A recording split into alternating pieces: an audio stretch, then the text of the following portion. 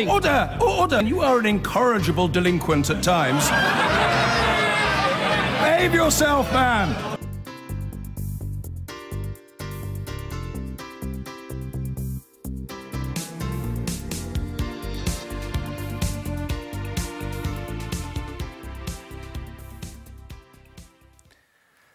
Political and patient sensitivities about the health service are particularly heightened at the moment, of course, with so much pressure on our hospitals. We've been reporting about it ever since the new year. And with Jeremy Hunt sorting out his future with the Prime Minister in Downing Street, that's one way of putting it, it fell to Health Minister Philip Dunne to face MPs' questions in the Commons.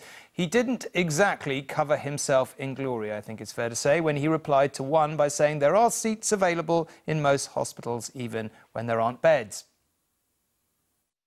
Forget sleeping on trolleys, some patients are making do with the floor. These two pictures, taken in Yorkshire's Pinderfields Hospital over Christmas, frozen images of an overstretched NHS in England. Today, the hospital's local MP asked the government if this was acceptable.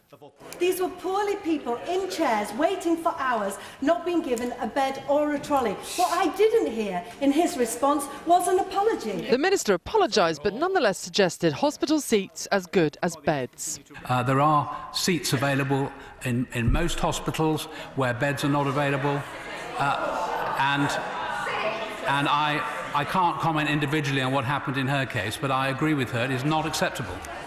Seats instead of beds, but in many hospitals, patients aren't even getting in the door. Today, ITV News speaks to one nurse whose hospital is so full, she spends a whole day treating the ill in the car park. Describe for our viewers what is now happening. You literally have a reflective jacket on like you're in a major incident.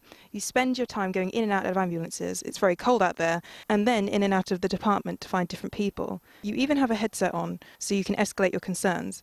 But often when you are escalating, everybody knows in their heart of hearts that there is not much they can do to offer in any way of assistance. Is it dangerous? I believe so, yes. We're in a position now where the new normal is to hold patients in corridors. There is nothing normal about that, nothing dignified about that. Staff are becoming demoralised and burnt out because they're looking at a constant visual reminder of how they've failed their patients, even though it's not their fault.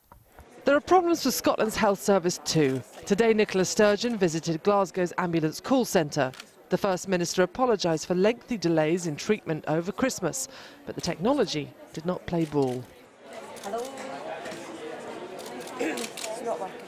Yeah, I've been speaking to some ambulance service staff here today who've worked in the ambulance service for 15 years, and they tell me this has been the busiest winter period that they have experienced. So that underlines the exceptional nature of this. The job of the Scottish Government is to continue to do everything we can to support those on the front line.